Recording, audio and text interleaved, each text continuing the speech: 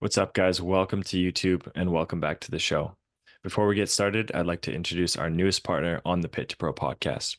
We've decided to partner up with the Athlete Wellness Academy to deliver you guys the best in arm swing training. With their new Arm Swing Academy, you will receive video analysis, a ton of feedback, on-court drills, and individualized workouts. AWA has worked extensively with the three of us at the Pit to Pro podcast, as well as the top university programs across the country.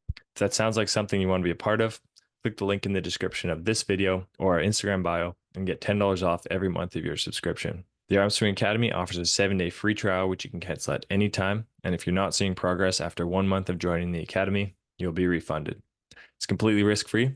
So click the link in the description of this video or our Instagram bio and start your 7-day free trial today. Other than that, sit back, relax, and enjoy the show. What up, gang? Welcome back to the Pit to Pro podcast. Today is episode 27, and we're going to be talking to Mathias, our very own Mathias Elser, getting to know his story. Mathias, thanks for joining us. Thanks for having me on, boys. Heck yeah. T, I want to know what the most memorable piece of feedback a coach has given you throughout your career. Maybe this is not the most memorable, but one comes to mind was when I was at NEP in grade 12 and I was having kind of the typical ups and downs of performing or not performing, like basically action to action. So like every time I'd miss a set, I'd have a big reaction. I'd put my hands on my head or yell or something. And then that was kind of the first time where it was Dan Lewis kind of told me that that's not necessary. I always felt like I needed to show myself or show the people around me that that wasn't up to standard. And I felt like having a reaction to it was doing that. But we've talked about this before. Like Brett Walsh is a great example where if the rep goes well, he gets ready and does the next rep. If the rep doesn't go well, he gets ready and does the next rep. So that was kind of the first time that someone had talked to me about that, and I think that's something that I've really tried to embody since. And Yeah. in terms of let's say emotional regulation in practice or game, you either need to stay on this consistent line or your positive reactions need to equal your negative reactions. And that way you can kind of balance out. So if you are going to be frustrated about the bad ones, then you need to really celebrate the good ones, which is kind of awkward. You make a set into the target, you're not going to like put your hands up and celebrate. I think in like a reps and practice context, it's much easier to just be focused on the process and just doing again and again and again, no matter what the outcome was. In match, maybe you can take the approach of more like you can be frustrated with the bad ones, but you really need to celebrate the good ones. Mhm. What about feedback from Ben? What was the biggest thing or most important thing you learned from Ben? And then the second part of that question is, when Ben left Trinity, how did that make you feel? Then completely changed pretty much everything I knew about volleyball and the way I viewed it and added an incredible amount of layers and complexity to how each skill is performed. And at first, that was really, really overwhelming coming into Trinity, especially as a setter. And we have this system that we run. We have a way that we run our offense, and I have to be able to make the correct decision every time inside the chaos, not fully being able to even set the ball well yet. And so that was really overwhelming. But I think that was a blessing of not starting for my first couple of years, was having that opportunity to learn all of that really important stuff that was maybe a little bit too advanced for me at the time, and then being able to sift through it for 2 years. And then by the time I was on the floor, it all kind of started to make sense.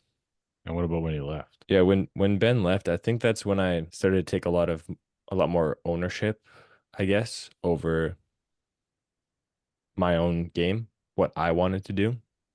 Before that, it was hard for me to differentiate between what were my thoughts or what I thought and what I thought Ben was thinking.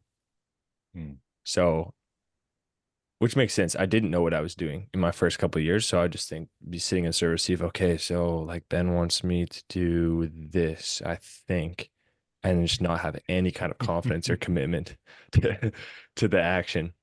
Um, but then in my fourth year, I think I understood what the idea was and the principles behind the stuff, and then I was able to more make it my own and play a lot more free and be a lot more creative, and then lean lean way more into um my competitiveness and leadership because the game was flowing uh easier for me. Mm.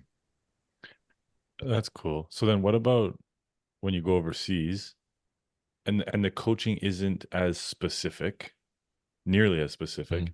How did you take ownership of your own game and still propel yourself to the goals that you had and the things that you wanted to learn? Yeah, that's a good question. um One thing that I did was I would take everything that my coach said to me and try to interpret it in a way that was helpful. Sometimes it wasn't.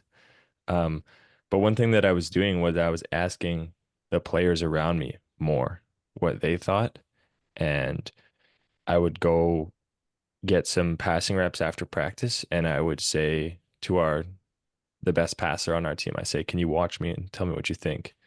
Um, because those guys, we had a 36-year-old on our team who had been playing pro for 18 years, and he was one of the best passers I'd ever seen. And he has an insane amount of knowledge accumulated over the years, obviously. So I think, especially in that setting, it being my first year and guys having so much experience on the team, I really benefited from leaning on them as well, not just the coach. Do you remember some of them, like the passing ones?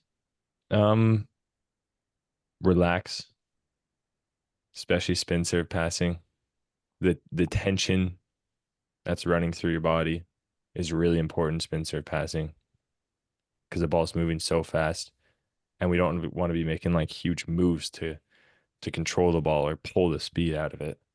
But the tension in your body can have a really positive impact on how the ball comes off your arms. Or the lack of tension in your Yeah. body? Yeah, That's what, exactly. yeah, yeah, Yeah, yeah, yeah. yeah. Good clarification. Cool. Hmm. Cool. What are some of the things that you've taken from your playing and implemented into your coaching styles? Like, what are some lessons or overarching themes that you're trying to either your setting camp kids or the Trinity Western boys? It's a good question. I think since the episode we did with Tilly, something that I've been doing is putting technique and result at equal importance. And it depends on kind of where the players are in their development. But I think at the end of the day, the technique, the reason we train that is for the result. And as long as the technique, as long as I believe the technique will hold up to the next level and beyond, then I think um, focusing on the result is good. That's the feedback sometimes is the result. What if someone doesn't want to go to the next level? Do you even worry about technique if it works at this current level, or do you fully focus on result? It's a really good question. I coach everyone to be their best. And so I kind of just assume that they one day will go all the way. I think that's a good And way to do it. yeah, maybe that would Yeah. be a good conversation to have is actually what they want. But I think most people want to be their best, even if they don't plan on going to the next level. They want to be their best at this level, and I think Mhm. the principles are probably similar. So what about let's rewind a little bit. A couple episodes ago, you you told us how much you lost Mhm. growing up. Like you said, I lost a lot. So can you tell us a little bit about your club experience and all the losing? Yeah, we had really good teams.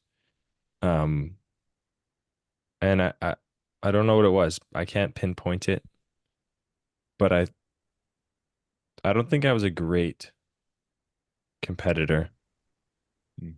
growing up. I really liked doing individual skills well.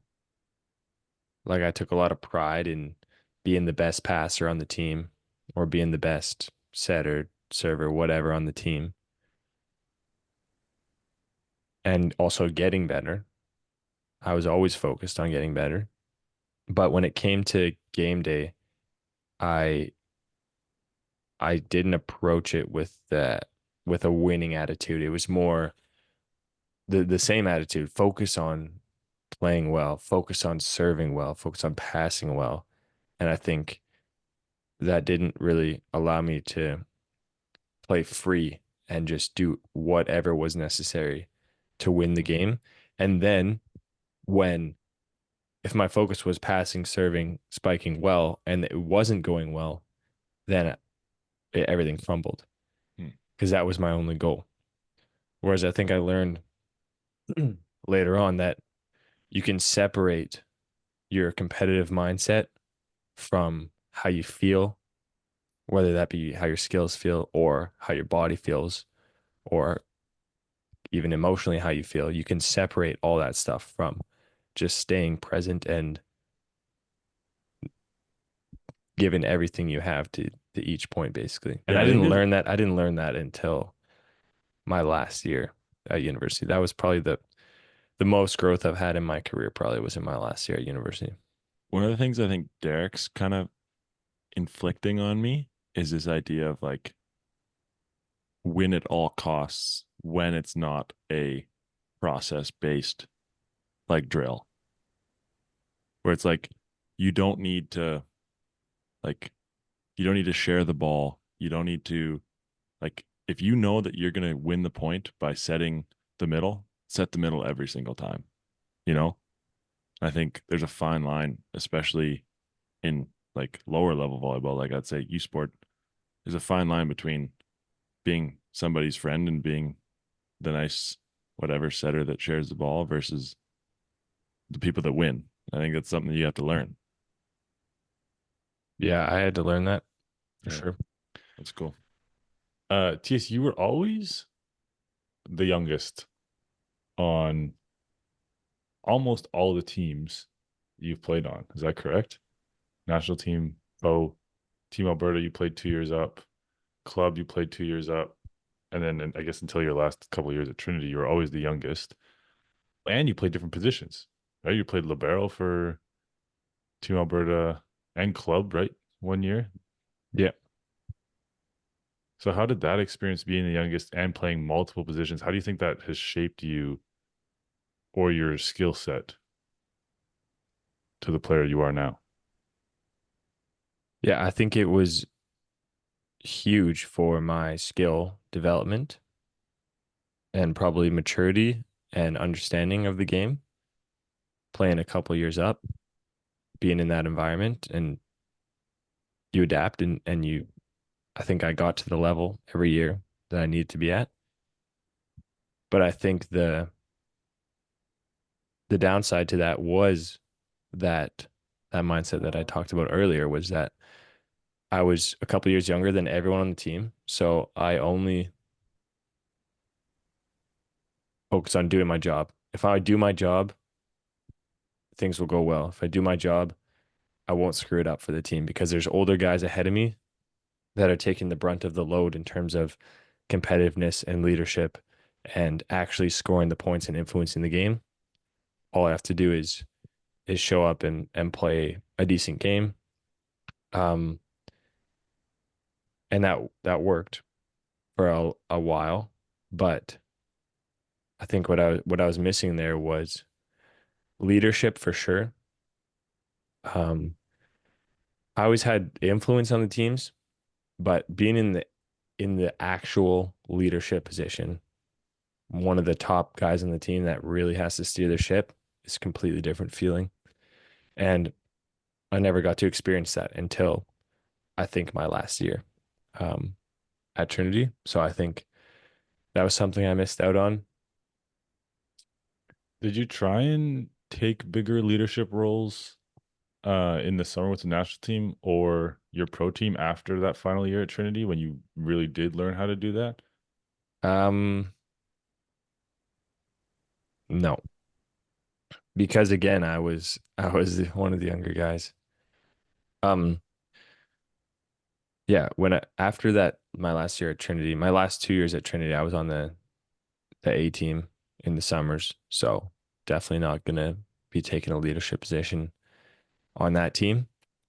And again, I went back to kind of where I was comfortable. I just did my job. I was basically the third left side off the bench passing sub was my job, sometimes serving sub. And that's what I did on the national team for those 2 summers. And so that's where I was comfortable. Was just like a role playing kind of position. There was one summer on the junior team where it was my last year junior team. I played junior team for 4 years. So I was really young at the beginning for the first 2 years. And then my third, fourth year, I was a bit more of a leadership position. But even then, I really didn't, take the bull by the horns and make this team what I wanted it to be. I, yeah, I don't think I was a great leader for those teams. Um, but at least with that experience in my last year at Trinity, I know how hard it is. I know what it takes, and I think I could do it again. Obviously, I had you and Brody there still, but it was cool how much we worked together. I think to steer that ship, and watching you and Brody work was cool as well. Yeah, I for sure don't think leadership is one person's job. But I want to you just like when you said it was your first 2 summers on the A team, so you for sure weren't going to have a leadership position. Why? Where does like not you specifically, but where do you think that hesitation comes from? Like, it's almost like there's no chance that someone young could have a leadership position if everyone's older than them. Do you think it's purely an age thing, or do you think it's a lack of respect thing, or where do you think that comes from? Because I believe, and I kind of have come to this conclusion this year that age shouldn't matter if you're on the team, especially in pro. You have guys ranging from 18 to 36, and it always seems like the old guys are the ones in the leadership positions, even if they don't always have the best things to say. Yeah, I'm definitely not saying that younger people cannot be leaders on teams. But in that situation, I don't think I could have been a leader on that team. One, because I'd never been there before. So I'd be leading the team into the dark, essentially, because I didn't know what it was like. I think to be a leader, people need to want to be like you. And on that team, I wasn't someone that people would necessarily want to be like, if that makes sense. Well, I think that makes sense, but I think you might be mixing up leadership with leading, as in like, come with me. Yeah, I Because think there's I I think think there's I think I think you have qualities that tons of those guys would want to have, and they would want to be like. yes. I agree. And we've talked about this before. Everyone on every team is a leader in some way because leadership is just influence and we all have influence on each other, whether that be positive or negative. I'm I'm more speaking about actually steering the ship Ah, okay, yeah, and yeah, I and understand. the storm, bearing the storm for your players basically. That's something that I realized at Trinity is when you join the team, you're part of the Trinity Western Spartans. And then by your fourth, fifth year, you are the Trinity Western Spartans. And that comes with a different pressure. because now there's no one ahead of you to protect you from the consequences of losing or the work it takes to win. And I think your first couple of years you're sheltered by the older players because they're doing all this kind of grunt work in the background and on the weekend. So you can show up every day and have fun in the gym and train and get better and work hard. And then it always looks easier. It always looks easier for the guys on the court that are ahead of you. And your first year, you're sitting on the bench like, oh man, I could do that. I could do that. And you can for sure. But then you get in there and the pressure is overwhelming. So I think that's kind of the upper shield of leadership is kind of what I've been talking about. Yeah, that's cool. Mm. But also I think you could exchange age for experience. They're at the head Yeah. of the ship because they have more experience, not because they're Yeah. older. I mean, they have more Yeah, experience true. because they're older, but it's not the reason that they're there. Yeah. Yeah, and I think leadership's kind of a combination of like respect and love maybe and a little bit of fear. Um a couple different things in there. And I think those things come with experience. And you got to continue to earn that every single day. Because, like you're saying, guys are put into leadership positions because they're supposed to be or whatever. They've been playing a long time. They're the oldest. But then if they don't earn that respect from the players every day, then their credibility just falls through the floor. Yeah, yeah, for sure. Yeah, for sure. Like I've had instances where our captain implements like a fine system if you're late and stuff like that, but they're always late. And then when they talk to the younger players about being late, you have no authority and no respect because you're not proving you're not backing your words with your actions. Yeah. Okay, here's an interesting part of leadership though that I've thought about is like how can you be a leader when actually Jesse, you were really good at this. How can you be a leader when things aren't going well for you? Because we talk about that. It's you got to do your job first. And I always found it difficult when I was playing poorly, still still guiding that team was difficult for me. Yeah, I think for me, it's really hard, especially when you're still on the floor. And once you get subbed out, it's actually way easier for me because I can just focus on supporting the guys and the greater need of the team. But if you're still on the court and not performing, I think because you're in that, whatever you want to call it, that shielding position of the team, the way you react and respond to events or circumstances fully dictates the mood of the team because everyone's looking to you, whether you're the one that made the mistake or not. So I always try to um, have the greater good of the team and the team's mood in the back of my mind. Because I know that if I start to collapse mentally or emotionally, that is going to affect more than just my play. Do you think that like the people that think that they don't have influence on a team, but then really do, they're kind of ignorant to the fact that they are a leader. Do you think that's like a dangerous place to be because you have those extreme highs and extreme low? Like you could have those extreme highs and extreme lows. I think the worst is when you know you have influence and you don't do anything about it. Mm. Because I've also experienced that overseas where people have a lot of experience and a lot to say and they don't use it for the greater good of the team, and that grinds my gears. That makes me so frustrated. I just think doing things for the greater good of the team is never a bad idea, ever. Yeah.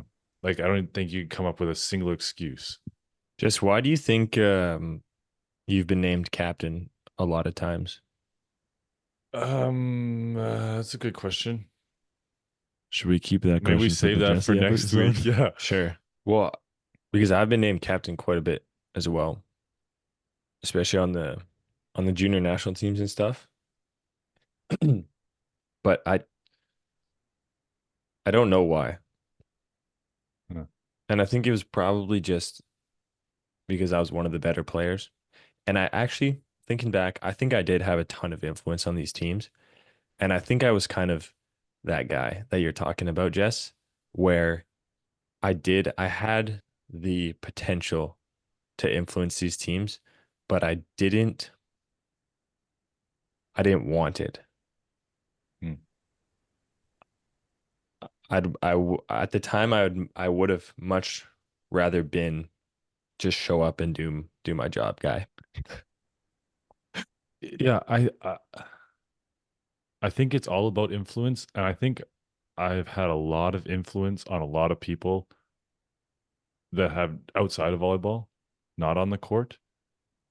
And I think that's probably one of the reasons why I got named captain, because I had a lot of influence to people as a person, as a teammate, because I understood that it was always for the greater good of the team. And I, up until very recently, I always thought I was a much better person than I was a volleyball player. And I kind of thought that that was my role. If I could be a good person and support those around me and like get a couple aces and pass the ball somewhat close to the setter, like I did my job. And there was other people on the floor to score points, like Eric and Brody and Jackson and Hank. So I didn't need to, So I went through a very similar uh process Mhm. in that sense. Yeah. I'm just thinking now also, I do think though that I'm pretty confident that if everyone just did what I was doing in terms of focus and work and intentionality and all of that, then our team would have been in a good spot. Because that was my main focus for most of my career, was what can I do to be my best today? What can I do to get better today? And so I Yeah, and think that's if that's people the just influence that's the yeah, influence you have on other people. yeah, so I think if people just followed me, then we would be in a decent spot. But I didn't have the honestly the guts to stand up and make a big boy decision and have a tough conversation with someone. Um, because there is risk as a leader. You have to take risks sometimes to have those uncomfortable conversations or to try something new, all that kind of stuff. And I just didn't have the guts for that at the time. The class that I'm taking right now, it's all about communication and like how all communication has a level of interpersonal risk. Yeah, that's cool. What about T? You said you lost a lot. What was the most memorable win? Well, I think winning nationals is the clear answer, Hmm. but not so much that game at all. I don't remember that game much. I don't remember how I played. I think it was okay, but really proving to myself that year that I could be a leader and winner was big. And then one of the one of the actual games that I remember that was a fun one was B team Norsikas in Gatineau. We were playing the United States in the semifinal, and we went down 2-0, and they were playing well. They were beating us pretty good, and slowly climbed back and ended up taking the reverse sweep in the semifinal, and just amazing team volleyball, so much grit and good fans. So that was a very memorable win. What do you think? Do you think there's an equation for winning games? Like, if you take away the volleyball, if you have two teams with exactly the same stats, which team comes out victorious? It's a good question. I think it's whoever can get um in or closest to flow state the fastest and stay there the longest,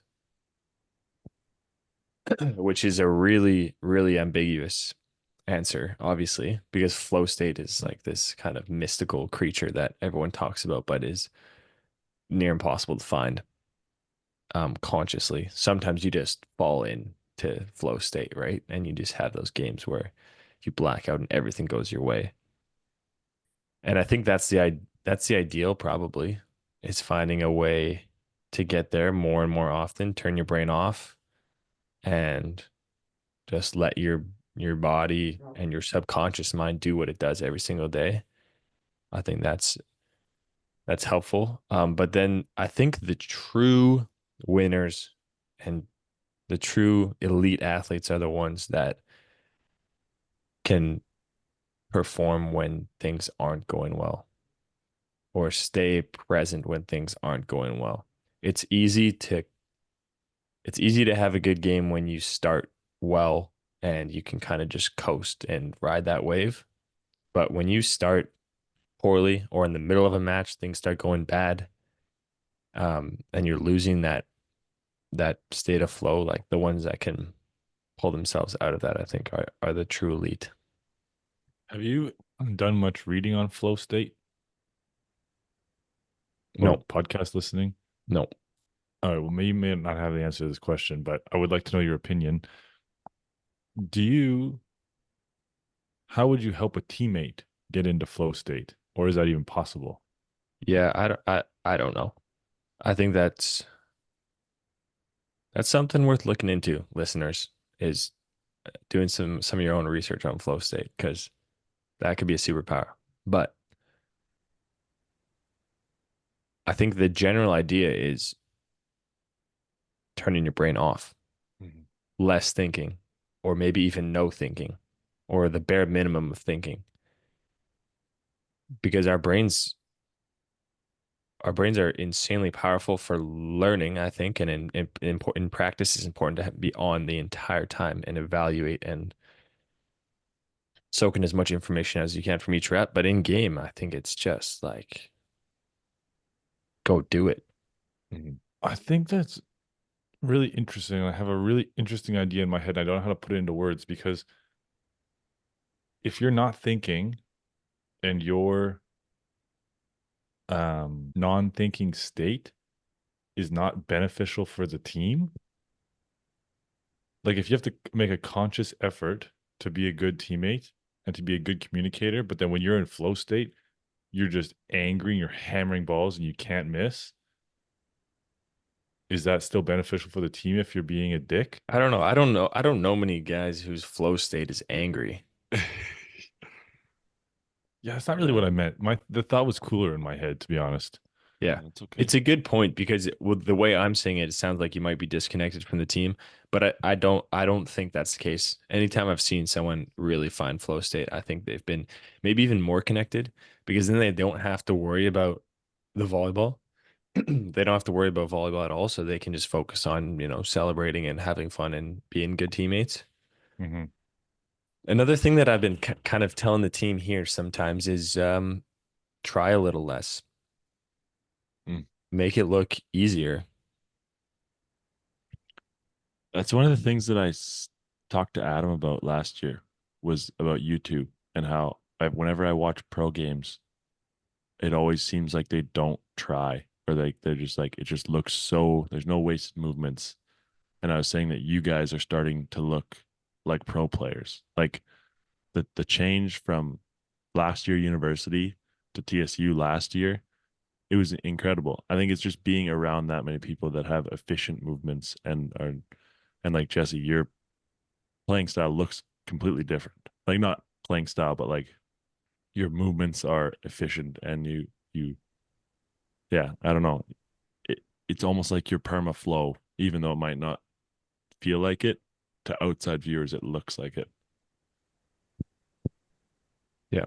It's like when you watch like U6 soccer and they're all just running around like crazy, running after the ball, like they're just following it around. And then you see like professional soccer and the game is so much slower. Like guys are only sprinting maybe 5 to 10% of the time. The rest of it is like control, pass, jog, control, pass. And I think that's kind of what professional volleyball or high level volleyball looks like. Mhm. It's just the efficiency of the movements and the kind of calmness in the chaos. that I think can help sometimes with performing under pressure. I think performing under pressure is one of the most valuable skills, whether that be like legit external pressure from fans or the club or the team or whatever, or pressure as in like time pressure in game, like a fast set to the outside that you got to get up and block, or a cover ball that comes down really fast and you have to control it. That's a different kind of pressure. I think performing under both of those is where the elite kind of come out. Mhm. Yeah, that's a really cool point. I like that. TS, it's really evident that when you talk, you love the sport of volleyball. Do you remember a time when you fell in love with volleyball? Was there a specific moment that you fell in love with volleyball, or was there someone that kind of opened that door to the love of volleyball for you? Well, it would definitely be dad was kind of the intro to the game, obviously. I remember some really early memories of just playing around in gyms like you and I on the side while dad was playing. And then Jesse, you were a big influence of me getting into the game because when you were in U 14, 15, hadn't started playing yet, and it just looked like so much fun out there on the floor. And I was actually thinking last night, one of my earliest memories of playing volleyball was the first time I ever got on the floor with an actual team was with your U 14 team at Canada West. And it was after practice, but guys wanted to go a little longer, so they were still playing 6-on-6, and I got in. I don't know how. And I was in six back and the ball comes over to me and I'm like, "Oh, let's go first touch." And I just passed it up to the guy next to me and he whatever set a high ball and I think we scored it. I was like, "Oh, yes. I'm playing volleyball." And he was like, "Well," he comes up to me like next time try to pass that to the setter. 'Cause I just passed it to the guy next to me, and it blew my mind that I actually had to aim where the ball was supposed to go. I had to pass it to a specific guy on the floor, and it was his job to set the ball every time. That was like mind blowing to me. So that was That's That's awesome. yeah, funny. That's really funny. that was One of one of my my, earliest memories. geez, I don't know if you remember this, but one of my earliest memories of volleyball is watching dad play at Rally Point, and mom had given you and I like a scoreboard, like one of those flippy ones, and we sat on the other court behind the score table and tried to keep the score.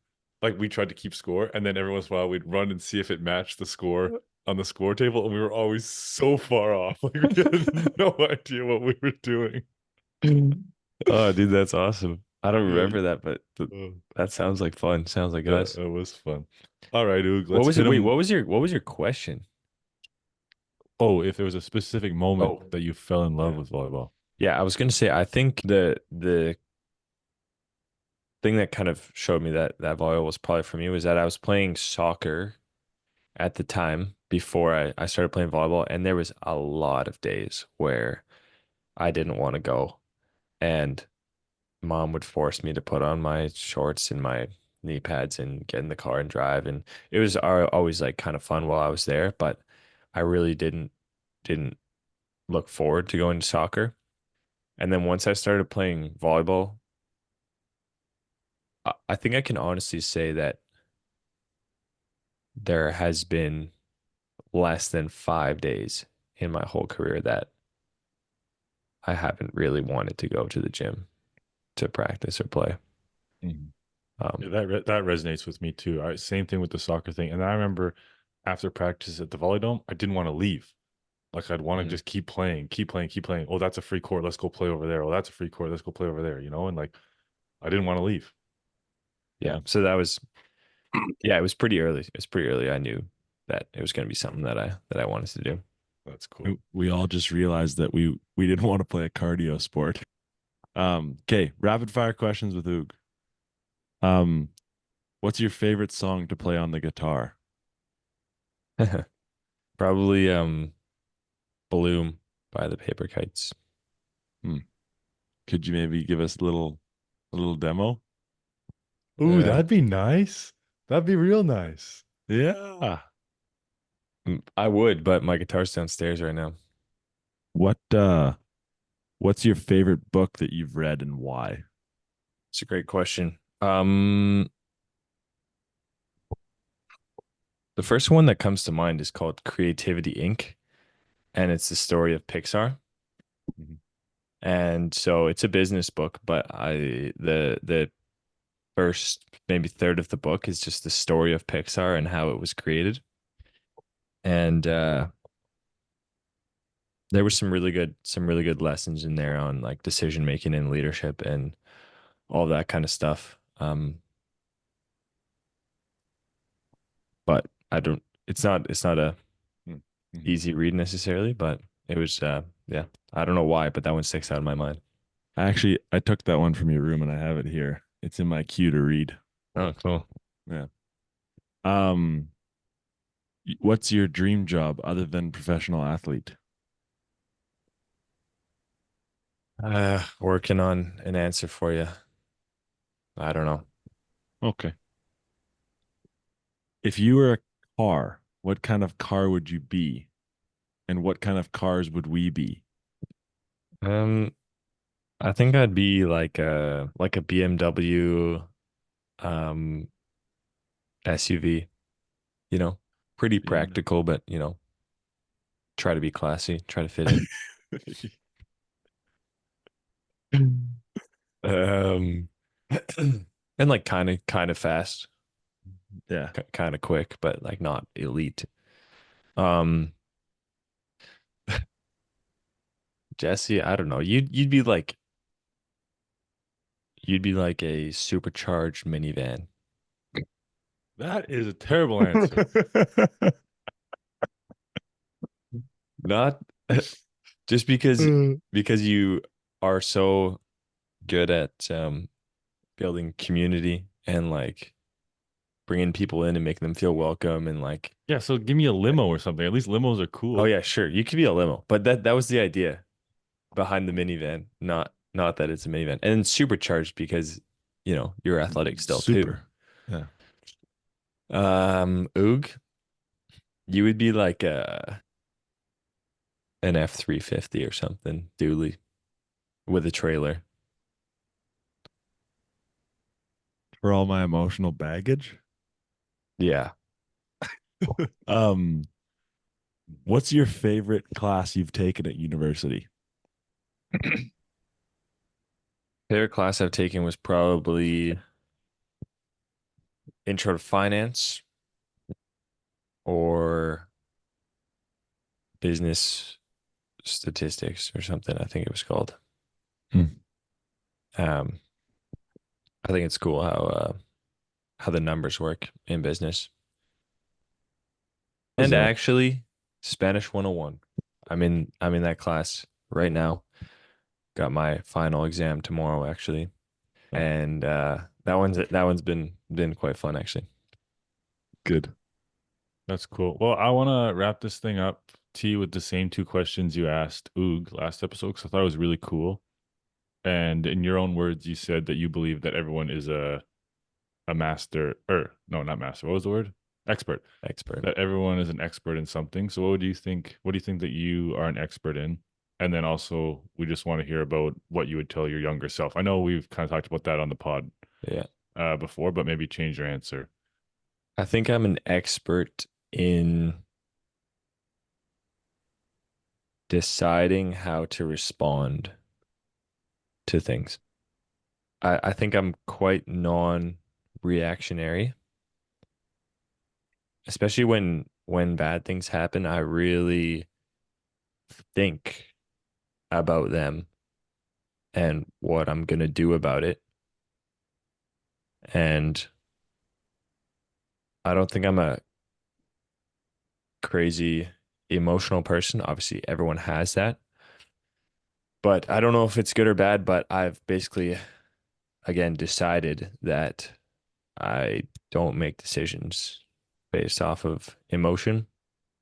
And I was thinking even the other day, I learned this maybe where it comes from. I learned that, Jesse, when you were trying to bug me when we were little, the only way for me to bug you back was to not be bothered by you bugging me. Yeah, I remember that. So I think that's maybe where I learned that it's a little bit of a superpower to not react to the things that happen to you. Um, Mm. and I think I've kind of carried that with me. Um, Well, try to you're think welcome. about things You're logically. Yeah, welcome. appreciate that. I do think though that there can be some value in feeling emotions more and using them, harnessing them for bigger outcomes. I think that's some of the best competitors I know are extremely emotional because Mm. it becomes more than more than a choice for them to win or to play. It's like this massive, like burning feeling inside. And I don't think I've ever necessarily had that. I've come close and emotions come up, but I'm definitely more of a think about it and decide what to do.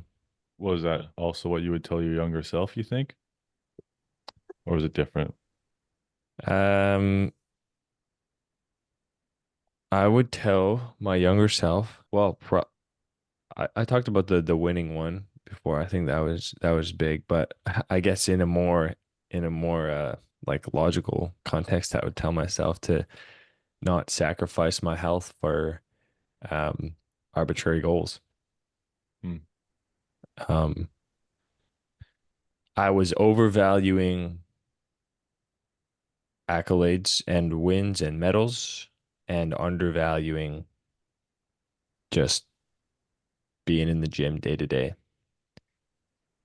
Um, I wanted to go to the Olympics so bad that I wouldn't stop training for brain injuries. Um, so that's again, not even a regret because I think again that's a choice. You can choose to regret something, and I choose not to. That's what happened. That's the choice I made. Um, and now I'm here. There's still a lot of cool things I get to do, and maybe I'll get to come back. Who knows? But if I could go back, I think that's something that I would change. Hmm. That's crazy. Like the Yeah. amount of mental strength that takes to make that choice. Like that is really impressive and admirable. Thank you. Dude, yeah. That's just wow. Wow. Because at the end of the day, Wow. it's like I don't know. We all just want to be whatever. Let's say happy, and I'm gonna be more happy by choosing not to regret it than by regretting it. So why would I regret it if I know it's gonna make me more miserable? Yeah, that's cool because we always talk about choose joy. But the other Yeah, side of that is if you're not choosing joy, you're choosing not to joy. Yeah. yeah, Yeah. yeah. And It's I an think interesting I way to look think at it. yeah, not even just volleyball. I think like a lot of things are way more valuable than we can even imagine. Mhm. Um, and so maybe I've just gained this perspective from my injury and stuff, but I think even being this young is an insane privilege that we don't realize. And so, yeah, maybe I can't play volleyball, but I'm 23. I'm not 85. Mhm. Um, I think, yeah, maybe another thing that I'm quite good at is perspective because I think that I use that a lot. I use perspective a ton um, to try to calm myself in moments where I do feel like some anxiety or sadness or anything like that bubble up. And I'm not immune to those things, but I think I again, I'd rather not feel those. So I just logic my way out of them essentially. That's so interesting. I think I'm the opposite, but that might be a story for next week. Yeah. Wow. Wow. Well, thanks for sharing, T. That was really cool. Yeah. Yeah, Thanks for that was having me on, awesome. guys. Yeah. Well, I think that wraps up episode 27 of the Pit to Pro podcast. Thanks everyone for listening. Signing off.